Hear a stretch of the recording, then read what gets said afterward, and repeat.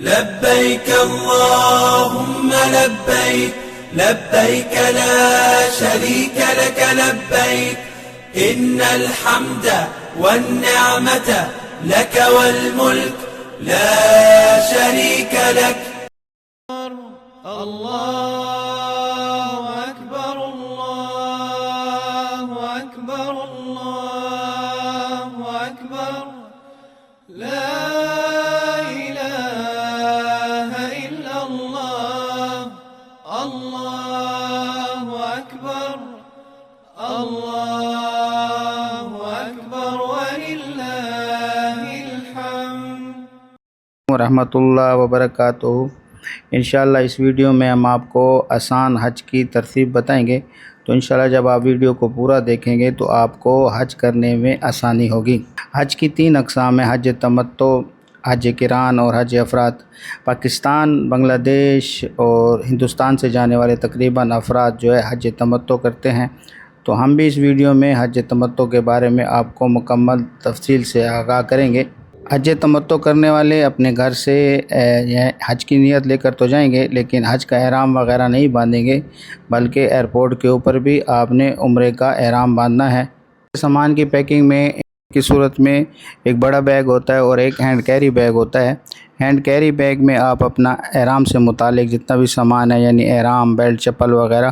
وہ hand carry bag میں رکھیں گے، بڑے بیگ میں نہیں رکھیں گے، کیونکہ بڑا بیگ جب جہاز میں جمع ہو جاتا ہے تو پھر ویٹنگ روم میں جب آپ انتظار گاہ میں عمرے کا احرام باندھنے کی نیت کرتے ہیں تو آپ کے پاس احرام نہیں ہوتا، تو پھر مشکلات کا سامنا کرنا پڑتا ہے۔ اسی طرح جو جتنی بھی چھری، بلیڈ، چاقو، اس طرح کی جتنی بھی چیزیں ہیں، یہ آپ ہینڈ کیری بیگ میں نہیں رکھیں گے، بلکہ یہ ساری کی ساری چیزیں آپ بڑے بیگ کے اندر رکھیں گے۔ اگر ہینڈ کیری بیگ کے اندر جو جہاز میں آپ کے ساتھ جاتا ہے اس میں رکھیں گے تو پھر بعد میں نکال لیا جائے گا۔ اسی طرح مستورات بھی، عورتیں بھی اپنے پرسوں میں اس قسم کی کوئی چیز، کینچی، چھری، بلیڈ وغیرہ نہیں رکھنا، ورنہ یہ ساری کی ساری چیزیں ممنوع ہیں اور آپ کے بیگ سے نکال دی جائیں گی۔ جس بھی شہر سے سفر کر رہے ہیں، ایئرپورٹ کی طرف آپ کا سفر ہوگا، ایئرپورٹ پر جیسے ہی پہنچیں گے تو وہاں پر مختلف ایئر لائنوں کے کاؤنٹر لگے ہوں گے۔ آپ کی جو ایئر لائن ہوگی اس کاؤنٹر کے سامنے اپنا سامان وغیرہ جمع کر لیں اور وہاں سے آپ کو ایک بورڈنگ کارڈ ملے گا۔ اور یہاں پر ایک چیز کا خیال رکھیں کہ جتنی بھی چیزیں جتنی بھی آپ کے پاس بیگ وغیرہ ہیں اس کے اوپر اس قسم کے چھوٹے ٹیگ لگوا لیں۔ خدا نخواستہ اگر کوئی چیز آپ کی گم ہو گئی تو آپ دوبارہ ایئر لائن سے وہ چیز حاصل کر سکتے ہیں۔ پاکستان، انڈیا یا بنگلہ دیش سے جانے والے افراد جو ہے تقریباً حج تمتع کرتے ہیں، تو آپ ایئرپورٹ سے حج کا احرام نہیں باندھیں گے بلکہ عمرے کا احرام باندھیں گے، کیونکہ آپ نے پہلے جا کے عمرہ کرنا ہے اور اس کے بعد حج کے ایام میں آپ نے اپنا حج کرنا ہے۔ تو پھر آپ کیا کریں گے، ویٹنگ روم کے اندر جو ہے احرام وغیرہ باندھ لیں اور یہاں پر کوشش کریں کہ نیت نہ کریں، کیونکہ بعض مرتبہ فلائٹیں لیٹ ہو جاتی ہیں یا حالات کی وجہ سے فلائٹیں کینسل ہو جاتی ہیں تو پریشانی کا سامنا کرنا پڑتا ہے۔ تو آپ کیا کریں گے کہ آپ ویٹنگ روم کے اندر احرام وغیرہ باندھ لیں، اگر وقت ہے نفل کا نفل بھی پڑھ لیں، دعا بھی مانگ لیں، لیکن نیت نہ کریں اور تلبیہ نہ پڑھیں۔ جیسے ہی جہاز میں بیٹھیں اس وقت فوراً جو ہے عمرے کی نیت کر لیں اور عمرے کا جو آپ نے احرام باندھا تھا اس طرح عمرے کی نیت کر کے پھر آپ پاکستان ایئرپورٹ سے جدہ ایئرپورٹ پر جیسے اتریں گے، وہاں اتریں گے، جتنا بھی وہاں پر پروسیس ہوگا وہ مکمل ہونے کے بعد جیسے ہی باہر نکلیں گے تو ایک اس قسم کی بیلٹ وغیرہ چل رہی ہوگی جس کے اوپر آپ کا سامان آ رہا ہوگا، تو آپ کیا کریں گے، یہاں پہلے آرام سے تسلی سے اپنا سامان سنبھال لیں اور اس کے بعد آپ باہر کی طرف نکلیں گے۔ جس کمپنی کی بھی آپ کے حج کے ویزے ہیں ان کی ٹرانسپورٹ ہوگی، وہ آپ کو جو ہے مکہ لے کر جائے گی۔ اب مکہ ہوٹل پر پہنچے تو سب سے پہلے جو اہم کام یہ ہے کہ سامان رکھنے کے بعد جیسے ہی عمرے کے لیے نکلیں تو ہوٹل کا کارڈ اپنے پاس رکھ لیں، کیونکہ پہلا دن ہوتا ہے، لوگوں کو راستے کا یا تھکاوٹ کی وجہ سے اندازہ نہیں ہوتا، تو بعد میں اگر خدا نخواستہ رش کی وجہ سے بندہ گم ہو جائے تو پریشانی کا سامنا کرنا پڑتا ہے۔ تو آپ کے پاس ہوٹل کا جب وزٹنگ کارڈ ہوگا تو آپ کو کسی قسم کی کوئی پریشانی نہیں ہوگی، کوئی نہ کوئی آپ کو اس ہوٹل پہ پہنچا دے گا۔ عمرے کے جو ہے 2 فرض ہیں اور 2 واجب ہیں، احرام باندھنا، نیت کرنا اور بیت اللہ کا طواف کرنا، یہ فرض میں ہے، اور واجبات میں صفا مروہ کی سعی کرنا اور اس کے بعد حلق کرانا، یعنی مرد حضرات اپنے سر کو منڈوائیں گے اور عورتیں اپنے بالوں کا آخری حصہ انگلی کے اوپر لپیٹ کر اس کو کاٹ لیں گی، تو اس طرح آپ کا عمرہ ادا ہو جائے گا۔ اب آپ نے عمرے کے احرام کو اتار دینا ہے اور مکہ مکرمہ میں جتنا بھی آپ کا وقت ہے 8 ذی الحجہ تک جتنا بھی وقت وہاں پر ہے اپنی عبادات میں مشغول رہیں، اپنے اللہ سے مانگتے رہیں، حج کی آسانی بھی مانگتے رہیں۔ اس کے بعد جس طرح آپ کو بتایا کہ 8 ذی الحجہ کا جب دن آئے گا تو آپ جو ہے اپنے ہوٹل سے اچھی طرح غسل وغیرہ کر لیں اور یہاں سے جو ہے حج کا احرام باندھ لیں۔ اس کے بعد جو ہے جس طرح آپ کو پہلے بتایا کہ حج کے 3 اقسام ہیں، حج تمتع، حج قران اور حج افراد۔ تو ہمارے جو ملکوں سے جانے والے افراد ہیں وہ حج تمتع کرتے ہیں، تو آپ جو ہے اپنے حج کا احرام باندھ کر اور مینا کی طرف جو ہے آپ اپنا سفر شروع کریں گے اور مینا کی طرف جائیں گے۔ حج کا جو پہلا دن ہوگا آپ کا مینا میں قیام ہوگا، آپ یہاں پر ظہر، عصر، مغرب، عشاء اور 9 ذی الحجہ کو فجر کی نماز ادا کریں گے اور پھر اس کے بعد جو ہے آپ عرفات کے میدان کی طرف جو ہے اپنے سفر کو شروع کریں گے۔ 9 ذی الحجہ حج کا دوسرا دن ہوگا، آپ مینا سے میدان عرفات کی طرف روانگی کریں گے۔ آپ عرفات روانگی کی جو ہے پیدل لوگ بھی جاتے ہیں، ٹرینوں پر بھی سفر ہوتا ہے اور بسوں میں بھی سفر کی ترتیب ہوتی ہے۔ اب آپ کے لیے جو بھی ترتیب ہے یا جو آپ کو آسان لگے یا جو کمپنی کی طرف سے ہے اسی ترتیب سے آپ جو ہے عرفات کے میدان کی طرف روانگی کریں گے اور وہاں پر جب آپ جو ہے پہنچیں گے تو عرفات کے میدان کے اندر آپ نے مسجد کے اندر قیام کرنا ہے یا باہر بھی قیام کرنا ہے، تو اس چیز کا خیال رکھنا ہے کہ جو ایریا جو ہے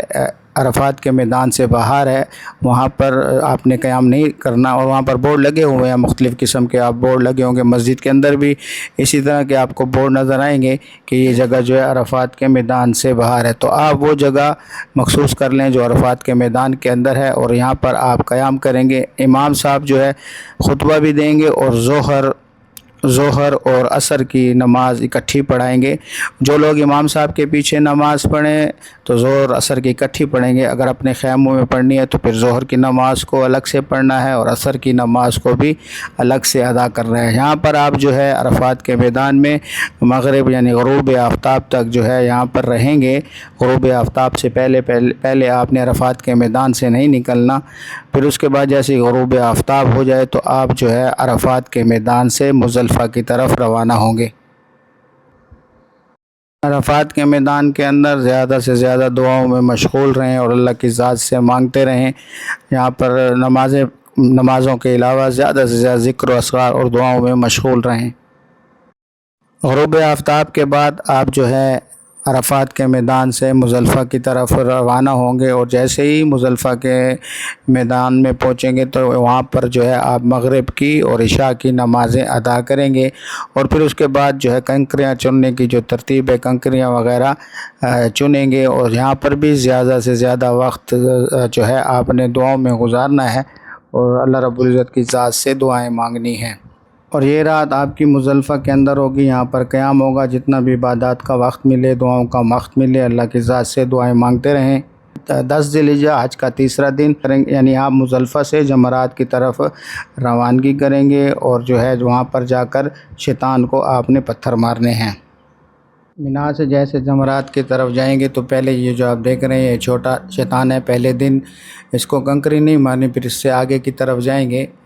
تو یعنی دوسرا درمیانہ شیطان ہے، اس کو بھی 10 ذی الحجہ کے دن جو ہے کنکریاں نہیں مارنی۔ یہ جو آپ دیکھ رہے ہیں سامنے یہ درمیانہ شیطان ہے، اس کو بھی پہلے دن جو ہے آپ نے کنکریاں نہیں مارنی۔ پھر اس سے آگے کی طرف جب آپ جائیں گے تو یہ بڑا شیطان ہے اور اس کو پہلے دن جو ہے آپ نے کنکریاں مارنی ہیں۔ تو یہ آپ دیکھ رہے ہیں یہ سامنے جو ہے یہ بڑا شیطان ہے اور اس کو جو ہے پہلے دن آپ نے کنکریاں مارنی ہیں۔ پھر اس کے بعد باہر کی طرف آپ نکل جائیں گے اور وہاں جا کر جو ہے اپنی قربانی وغیرہ کا جو وقت ہے وہ دیکھ لیں، جو بھی آپ کو وقت ملا ہوا ہے قربانی وغیرہ ہو جائے تو قربانی کرنے کے بعد آپ اپنا حلق وغیرہ کر لیں اور یوں جو ہے آپ کا حج ادا ہو گیا۔ اب بڑے شیطان کو کنکریاں مار لیں تو اس کے بعد آپ بیت اللہ یعنی خانہ کعبہ چلے جائیں اور وہاں پر جو ہے آپ طواف زیارہ کر لیں۔ طواف زیارہ کرنے کے بعد آپ دوبارہ مینا آ جائیں اور مینا کے اندر اپنا قیام کریں، یہاں پر عبادات میں دعاؤں میں مشغول رہیں۔ پھر اس کے بعد 11 ذی الحجہ جو حج کا چوتھا دن ہوگا، آپ جمرات کی طرف روانگی کریں گے۔ شیطان کو کنکریاں مارنے کے لیے جانا ہے۔ یہاں آپ جو ہے اس دن جو ہے پہلے شیطان کو بھی کنکریاں ماریں گے، اس کے بعد جو ہے دوسرا جو درمیانہ شیطان ہے اس کو بھی کنکریاں ماریں گے اور دعائیں کریں گے۔ پھر اس کے بعد تیسرے بڑے شیطان کو بھی اس دن جو ہے کنکریاں مارنی ہے۔ یہ آپ کا حج کا چوتھا دن ہے، یعنی 11 ذی الحجہ۔ تو آپ نے ان تینوں شیطانوں کو جو ہے باری باری، پہلے شیطان کو، چھوٹے کو، پھر اس کے بعد درمیانے کو، اور پھر اس کے بعد جو ہے بڑے شیطان کو کنکریاں مارنی ہیں۔ پھر اس کے بعد دوبارہ جو ہے آپ نے منی آ جانا ہے اور اپنے منی میں قیام کرنا ہے۔ 12 ذی الحجہ آپ کا حج کا 5واں دن ہوگا اور آپ اس دن بھی جمرات کی طرف روانگی کریں گے، اور وہاں جب جا کر جو ہے اسی ترتیب سے، یعنی پہلے چھوٹے شیطان کو کنکریاں مارنی ہیں، پھر اس کے بعد درمیانے شیطان کو، اور پھر اس کے بعد بڑے شیطان کو کنکریاں مارنی ہیں۔ 12 ذی الحجہ کے دن جیسے ہی آپ یہ عمل کر لیں گے، یعنی پہلے چھوٹے شیطان کو کنکری ماریں گے، پھر اس کے بعد درمیانے کو، اور پھر بڑے شیطان کو کنکریاں ماریں گے، تو اس کے بعد الحمدللہ آپ کا حج جو ہے مکمل ہو گیا۔